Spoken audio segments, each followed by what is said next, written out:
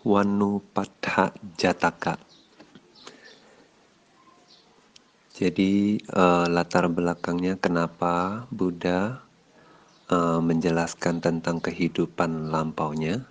Ini karena satu hari seorang biku datang ke Buddha, kemudian belajar meditasi, mengambil objek meditasi, dan selama 3 bulan masa wasa dia berusaha, tapi bagaimanapun berusaha, tapi tidak ada hasilnya.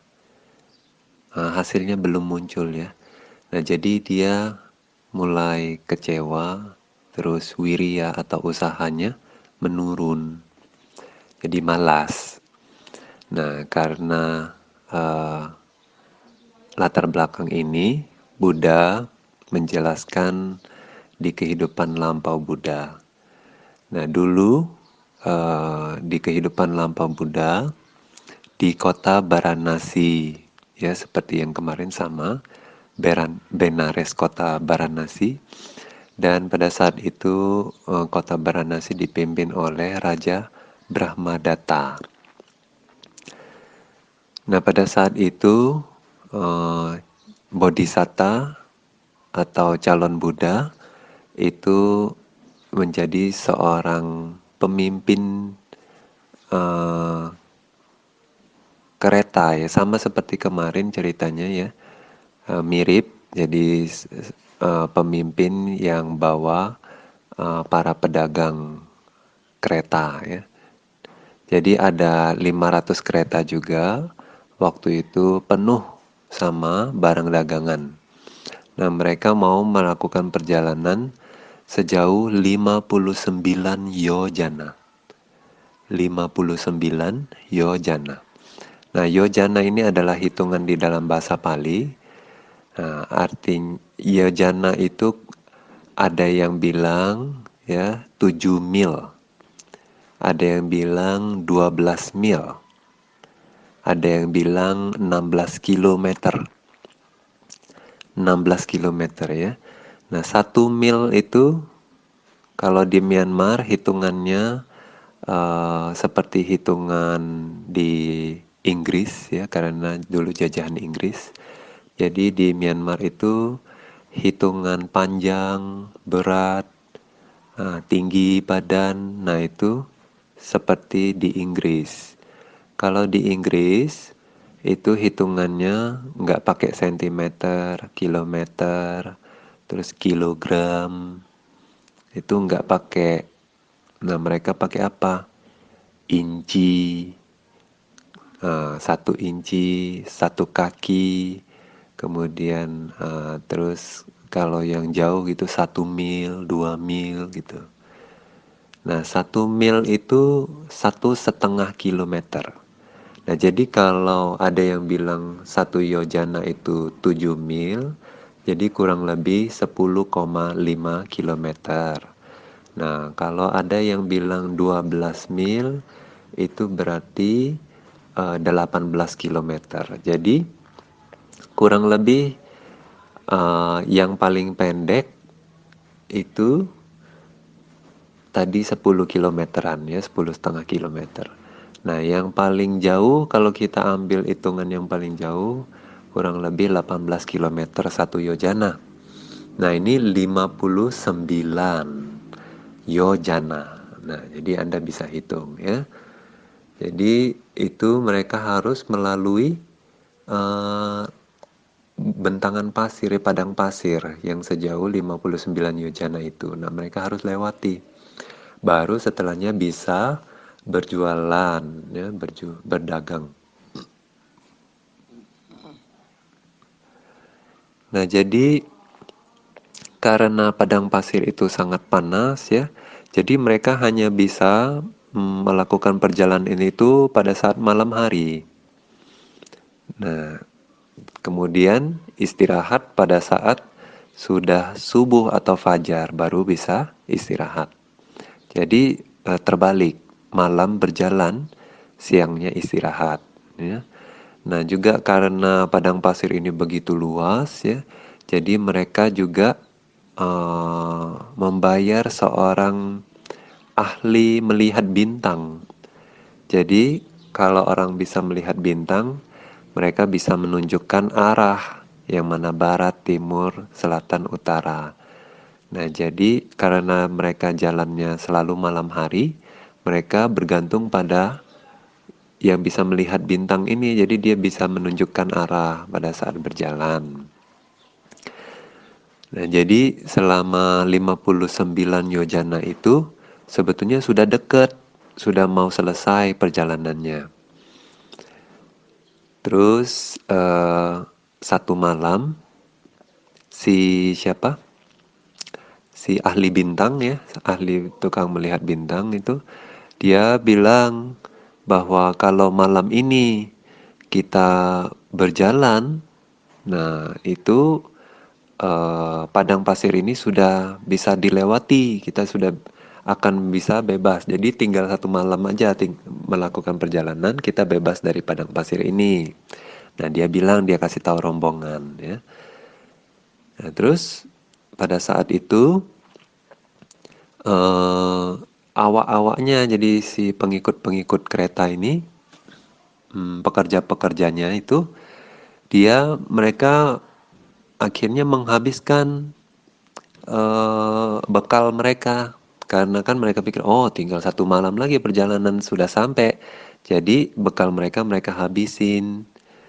Nah, kemudian setelah jadi istirahat dulu kan, nah istirahat, kemudian habisin bekal, kemudian mulai jalan lagi malam itu, nah malam terakhir itu.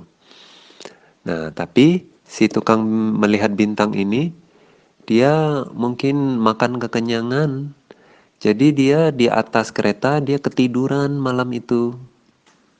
Jadi dia tidak menunjukkan arah. Besoknya sudah fajar, sudah ada matahari, mereka baru sadar. Hah? Mereka pulang ke tempat awal. Jadi berputar. Karena si penunjuk arahnya tidur. Jadi dia balik lagi ke tempat awal. Jadi mulai dari nol lagi. Ya, kemudian si bos keretanya ini, dia kan mau cari air, sudah habis kan bekal mereka, mau cari air. Air tidak ketemu. Tapi yang ketemu apa? Cuma hanya setumpukan rumput. Jadi ada seonggok, ada tumpukan rumput sedikit gitu. Nah, di situ dia ketemu. Dia pikir di bawah ini mungkin ada air, di bawah rumput-rumput ini. Cuma sejumput rumputnya. Jadi mungkin ada air. Kemudian dia suruh tukang-tukangnya itu gali di tempat ada rumput itu. Terus gali sampai 30 meter gali. Tapi tidak temu air. Terus malah ketemu apa? Batu besar.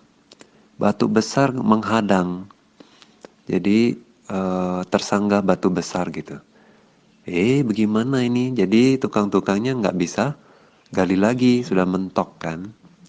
Tapi si pemimpin, si bos ini, dia bilang, dia suruh tukang lagi yang punya kekuatan kuat, yang semangat, yang energinya besar. Nah, kemudian dia suruh ini tukang-tukangnya ini, gali lagi itu, suruh pecahin batu besar itu pakai besi besi yang besar gitu. Nah, ditusuk, kemudian suruh pecahin. Sampai akhirnya pas batu besar itu pecah, muncullah gelondongan ya, jadi besar, satu pilar air moncrot dari dalam tanah. Satu pilar air yang besar moncrot, yang tebal, pilar air yang tebal itu moncrot dari tanah. Dush. Kemudian ya ketemulah air. Nah, akhirnya baik manusianya, baik sapi-sapi yang menarik kereta, semua terhindar dari bahaya. kelaparan. Nah, jadi semua happy, dapat air, bisa minum, bisa masak, bisa mandi. Nah, kemudian pas matahari sudah terbenam, mereka bisa melakukan perjalanan malam itu.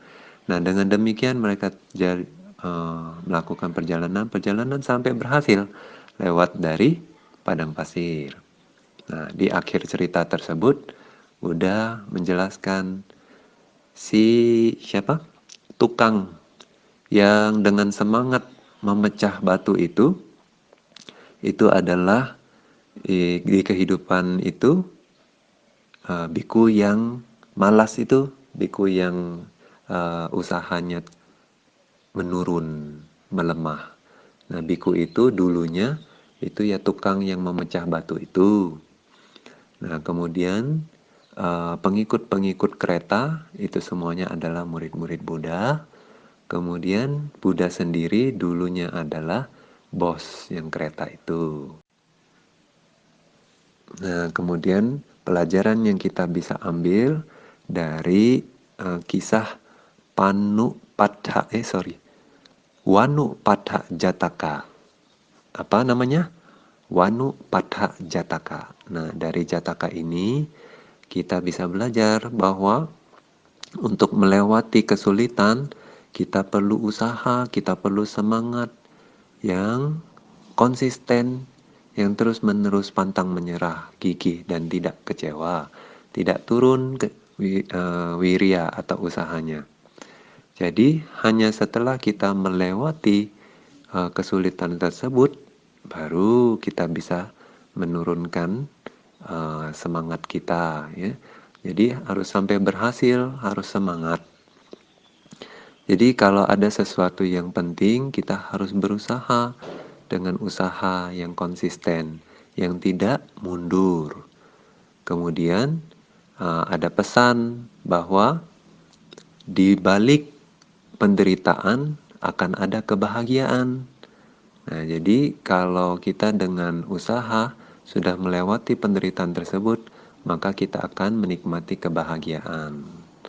Jadi, kapanpun juga kita tidak boleh menurunkan semangat kita atau ketekunan kita, kerajinan kita. Tidak boleh turun sampai berhasil.